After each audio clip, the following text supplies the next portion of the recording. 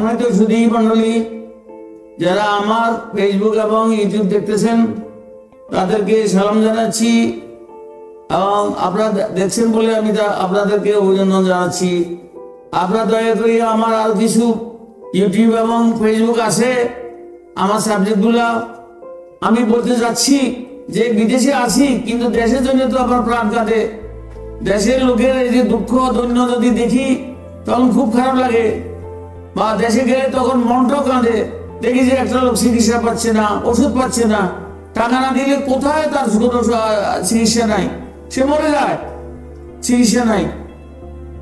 তাই আমি তার গরিবত্ব আছে, তাদের ঘরে টিন নাই, পানি পড়ে, খাবার জল নাই, বিষাক্ত পানি খেয়ে তারা সব অসুস্থ হয়ে যায়, মশার কামড়ে ডেঙ্গু হয়ে তারা মারা যায়, ডায়রিয়া মারা যায়। তাই আমি আজকে বলবো আমাদের যে সম্ভাবী বিএনপি দল ক্ষমতা যাওয়ার জন্য খুব উদ্গ্রীব হয়ে আছেন, আপনাদেরকে ছোট্ট একটা কথা বলি, ভাই সাহেবরা দেখেন আপনারা সবাই বিএনপি করেন, বিএনপি করতে করতে আপনারা ফাঁকা হয়ে গেছেন। আপনারা 15 বছর হাসিনার বিরুদ্ধে লড়াই করেছেন, কিছুই করতে পারেন নাই। যখন ছাত্ররা রাস্তা নেমে এসেছে, হাসিনাকে যখন ইন্ডিয়া বিতাড়িত করেছে, তখন আপনারা জয়ী হয়েছেন। এর আগে আপনাদের অত কৃতিত্ব ছিল না, কিন্তু আপনারা আন্দোলন করছেন, আন্দোলনকে বেগবান করতে পারেন নাই। হাসিনা আপনাদেরকে এবং জামাতকে জেলে নিয়ে পিটাইয়া মারি ফেলেছে, অনেককে তো ফাঁসিয়ে দিছে। তাই আমি বলতে চাচ্ছি আপনারা কেহ ক্ষমতার লোভে অন্ধ হয়ে গিয়ে আপনারা ফেসিস্ট হবে না। দয়া করিয়া দেখেন জিয়া রহমান যে নাম সারা পৃথিবী ছিল এবং সে বাংলাদেশের লোকের যে প্রাণ দিয়েছিল এটা বলা বাহিল্য। জিয়া রহমান নাই, তার ছেলে আছে, তার ওয়াইফ আছে। বেগম খালেদা 3 বার প্রাইম মিনিস্টার হয়েছেন, ভালো কথা। তারেক জিয়া কোনো সময় ছিলেন না, উনি শুধু একটা হাওয়া ভবন করেছিলেন। তারপরে আর্মিদের কুর পরে উনি তো খুব নির্যাতিত হয়ে বিদেশে চলে গেছেন এবং আজ প্রায় 10-11 বছর পর্যন্ত উনি লন্ডনে আছেন। উনি তারেক জিয়া আপনারা যাকে অ্যাক্টিং চেয়ারম্যান মনে করেন এবং তাকে পূজা করেন, তাকে সামনে রেখে, তার ব্যানার সামনে রেখে আপনারা নামাজও পড়েন। ভাই সাহেবরা আপনারা কি করতেছেন? আপনারা কি হুশ আছেন না ধ্বংস হয়ে গেছেন? তারেক জিয়া কোন দিন কোন রাস্তায় ঢাকা নেমেছিল আন্দোলন করার জন্য বলেন তো? না, উনি করেন নাই।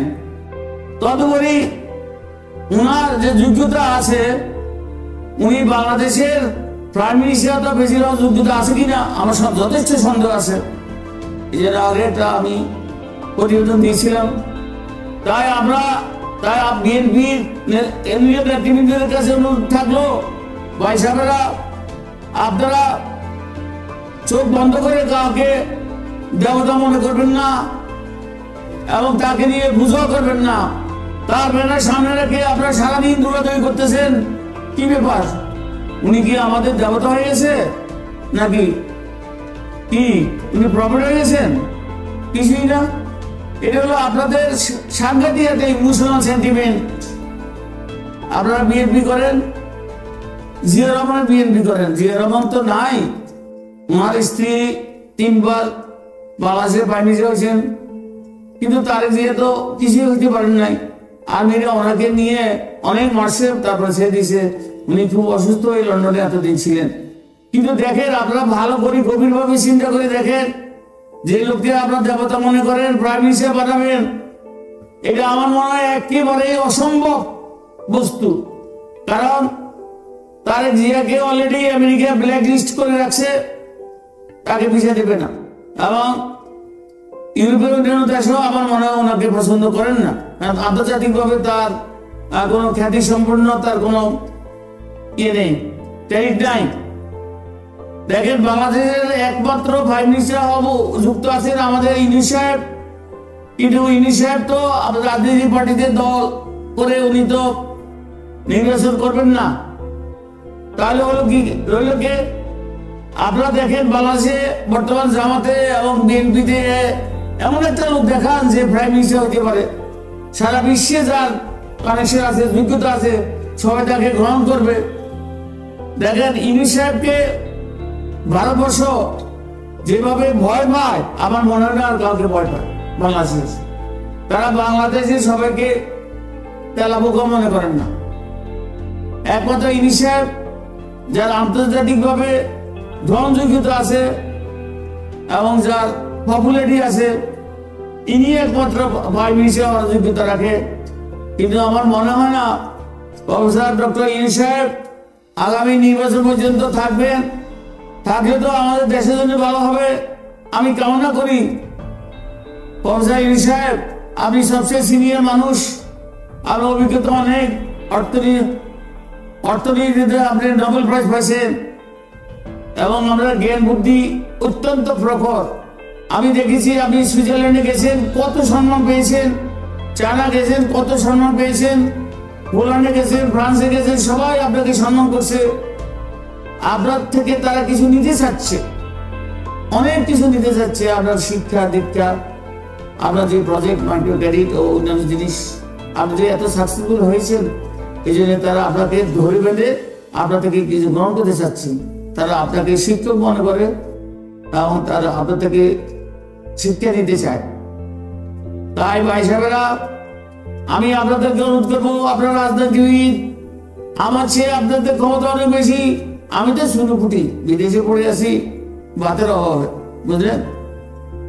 আপনাদের তো অনেক গাড়ি, যে গাড়ি আমরা আমেরিকা বসে কিনতে পারি না, আপনারা যে গাড়ি চালান, রেঞ্জ রোভার, হ্যাঁ, লেক্সাস, বাজারও, এটা আমরা চোখেও দেখি না, আমেরিকা থাকার পরেও আমরা করি। তাই আমি বলতে চাচ্ছি ভাই সাহেবরা, আপনারা ভাবা ভেগে কাউকে মন্ত্রী বানাবেন না। ওই ডিপার্টমেন্টে সে যে কিছুই জানে না, একটা সেক্রেটারি নোট বুঝবে না, তাকে মন্ত্রী বানাবেন না। প্রথম কথা হইলে সে যদি ভালো শিক্ষাগত যোগ্যতা থাকে এবং অভিজ্ঞতা থাকে, তাহলে ওই বিভাগের মন্ত্রী বানাবেন। এই মন্ত্রী দ্বারা আমাদের দেশ ধ্বংস হয়ে যাবে বলে দিলাম। হয়তো বিচার বিভাগ হোক, হয়তো এই যে বিদ্যুৎ বিভাগের কথা বলি, হাসিনার আমলে বিদ্যুৎ বিভাগ কিভাবে লুটপাট হয়েছে আদানি গ্রুপের সাথে, অসম্ভব ব্যাপার, সব লুটপাট হয়ে গেছে। ওই যে কি করছিল মানুষ, কি একজন আছে বিদ্যুৎ মন্ত্রী ছিলেন, বড় চোর, ওই বাগদাদের আলিবাগ পুলিশেছে বড় চোরেরা, তাই সব লুট করে নিয়ে গেছে আদানির সাথে চুক্তি করে। বিদ্যুৎ নাই, কিন্তু টাকা পয়সা তো সব গায়েব হয়ে গেছে। তাই আমি বলতে চাচ্ছি ভাই সাহেবরা, আপনারা ভাবাবেগ না হয়ে বিএনপি জামাত, আপনারা তো ক্ষমতা যাবেন, আমরা একটু আশ পাচ্ছি এবং আপনাদের প্রবৃত্তি দেখেও আমরা বুঝতে পারছি যে আপনারা হয়তো ক্ষমতা যেতে পারেন। বিএনপি হয়তো ল্যান্ডস্লাইড ভিক্টরি না হইতে পারে, আপনাদের না হইতে পারে, হয়তো কোয়ালিশন সরকার হইতে পারে, সম্ভাবনা আছে খুব। তাই আপনাদের বলতেছি, যাকে তাকে এমপি বানাবেন না, যাকে তাকে মন্ত্রী বানাবেন না। তার ব্যাকগ্রাউন্ড দেখেন, সে ভালো মানুষ কিনা, সে চুরি করবে কিনা, সেই সেক্রেটারি গিয়ে নোট রাখতে পারবে কিনা, দেশের ডিসিশন মেকিং করতে পারবেন কিনা, এবং সিভিল অ্যাডমিশনে টাকা খাইয়া যাকে তাকে যেখানে উপজেলা এবং ডিসি লেভেলে DC, OC, superintendent of police ইত্যাদি, ডিআইজি, আইজি পদে নিয়োগ দিবেন না। এটা আমাদের দেশের জনগণের ক্ষতি হবে। দেশের জনগণ অনেক রক্ত দিয়েছে 52 সালে, 71 সালে এবং এই যে 2024 সালে জুলাই আন্দোলনের মানুষ অনেক রক্ত দিছে। আপনারা মনে করেন যে 2000 লোক মারা গেছে আর 20,000 লোক উইন্ডেড হয়েছে, আমার মনে হয় ফিগারটা আরো বেশি। আপনারা কবে বলতেছেন খরচ বেশি হবে বলে, ঘটনা তা না, ঘটনা আরো গভীরে। তা আমি বলতে চাচ্ছি, যুক্তরাষ্ট্র থেকে আমার কনসার্ন যে আমি বিবেচনা করতেছি এটা হতে যাচ্ছে, তাই আমি আবার ভয় পাচ্ছি। আমি তো সবার ক্ষমতা দেখেছি, শেখ মুজিব থেকে শুরু করে এই পর্যন্ত যতগুলো সরকার এসেছে, হাসিনা এসেছে, খালেদা এসেছে, তারপরে এরশাদ এসেছে, শেখ মুজিব এসেছে, সবাই তো এসেছে, দেখছি তো। ক্ষমতার কাছাকাছি গিয়েও আমি দেখেছি কিভাবে লুটপাট হরিলুট হয়। হরিলুট করে তো তারা কোটি কোটি টাকার বাড়ি লন্ডনে কিনে, আমেরিকাতে কিনে, সিঙ্গাপুরে কিনে, তারপরে মালয়েশিয়া কিনে। দেখেন 100 আছে না, বিশেষ সেই সিঙ্গাপুরে 25 মিলিয়ন দিয়ে বাড়ি কিনছে এসে আলম, উনি বাংলাদেশের রাজা, আর উনি সুরের রাজা। ইসলামী ব্যাংক থেকে কত হাজার কোটি টাকা নিয়েছেন উনি বলেন, এবং অন্যান্য ব্যাংক থেকে নামে বেনামে। ওকে ধরে নিয়ে আসেন না কেন? আপনার খালেদা জিয়াকে না, সরি, শেখ হাসিনাকে দিল্লি থেকে আনে কাঠগড়ে দাঁড়াবেন? Impossible, forget about it. যা বিচার করে থাকেন, রায় দিয়ে থাকেন, এই পর্যন্ত শেষ। কিন্তু এসে আলমকে ধরে নিয়ে আসেন না কেন? টাকাগুলো উদ্ধার করেন। ভুলে যান শেখ হাসিনার কথা। শেখ হাসিনাকে কোনদিন আনতে পারবেন না, ভাসিয়ে দিতে পারবেন না, ইন্ডিয়া দেবে না আপনাদেরকে। এটাই ভাইরাল কথা, মেনে নেন। আপনারা যত তজুর করেন কিছু হবে না, বাজে কথা। তা আমি বলতে চাচ্ছি ভাই সাহেব, যে এই সুরেরা আমাদের ব্যাংক লুট করে গেছেন। এই যে সালমান রহমান, কি ওনার নাম দিছে বড় হুজুর, উনি দোয়া দিলে টাকা পাওয়া যায়, বুঝলেন? ওনার কাছে যাবেন, উনি হুজুর হয়ে গেছেন। এবং একদিন উনি আমাদের ঢাকা স্টক এজেন্টে আসেন, নামাজের ইমামতি করছেন, বুঝলেন? ঢাকা স্টক এজেন্টের মেম্বাররা ওনার পিছনে নামাজ পড়ছেন, কেন উনি বড় হুজুর, বুঝলেন? এই বড় হুজুর বিশ্ব ঢাকায় বাংলাদেশ লুটে সব নিয়ে গেছে উনি লন্ডনে। ওলারে বাড়ি কিনে দেয়, বাবা মাইয়ার কিনতে, ওই কিনতে। তার মাইয়া তো বিল্ডিং থেকে লাভ দিয়ে সুইসাইড করেছে, তারপরেও আক্কেল হয় না। তাই আমি বলতে চাচ্ছি যে আপনারা যাকে দেন, আপনাদের হাতে ক্ষমতা আছে, বিএনপি ভাইয়েরা, বিএনপি নেতৃবৃন্দ, শুধু তার জিয়ার পিছনে দৌড়েন না, ওনাকে দেবতা মানবেন না, ওনার পিছনে আপনার নামাজ পড়বেন না। আপনারা নিঃস্বার্থ ভাবে দেশের স্বার্থে কাউকে নির্বাচিত করুন। জিয়া রহমান তো নাই, তার ছেলে আছে, তাই বলে তাকে পীর আলিয়া মানতে হবে এমন তো কোনো কথা নাই। তার যোগ্যতা থাকতে হবে তো। সবাই তো ইন্দিরা গান্ধীর ফোলা হয় না, জওয়াহরলাল নেহরুর ছেলে হয় না, সেটা ভিন্ন কথা। তা আমি বলতেছি, শুধু তারে জিয়া করে আপনার জিকির করলে লাভ কি ভাই? তারে জিয়ার ব্যানার সামনে রেখে আপনারা নামাজও পড়েন, বাস, বয়স হল না, খুব ভালো হয়েছে, পড়েন, আরো অসুবিধা নাই। কিন্তু কথা হলো, আমি এইটা বিরোধিতা করে কথা বলছি না, আমি যা দেখেছি, যা হচ্ছে তাই বলতেছি, তার পরিপ্রেক্ষিতে কথাটা বললাম। আপনারা এখন থেকে দেশের স্বার্থে, জনগণের স্বার্থে যে উপকার হয় ওইভাবে কাজটা করুন। আপনাদের ভাবা ইমোশনাল সেন্টিমেন্ট বাদ দেন। জিয়া রহমান মরে গেছে, মৃত ব্যক্তির লাশ নিয়ে টানাটানি করা কি দরকার ছিল? দরকার নাই তো। খালেদা জিয়া আছে, এখন তার তিনি সিরিয়াসলি, তার ওনার দুইটা ইনফেকশন ধরা পড়ছে, লাঙে এবং হার্টে।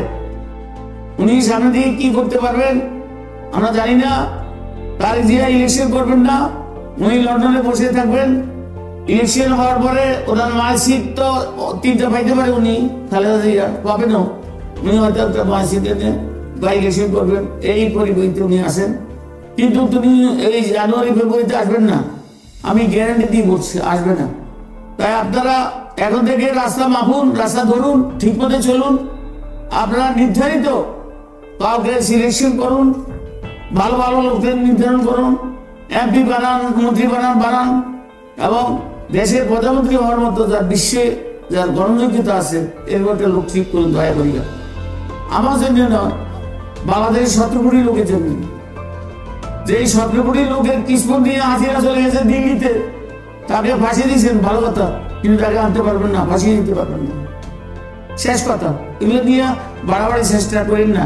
তাই আমি আর বেশি কিছু বলবো না।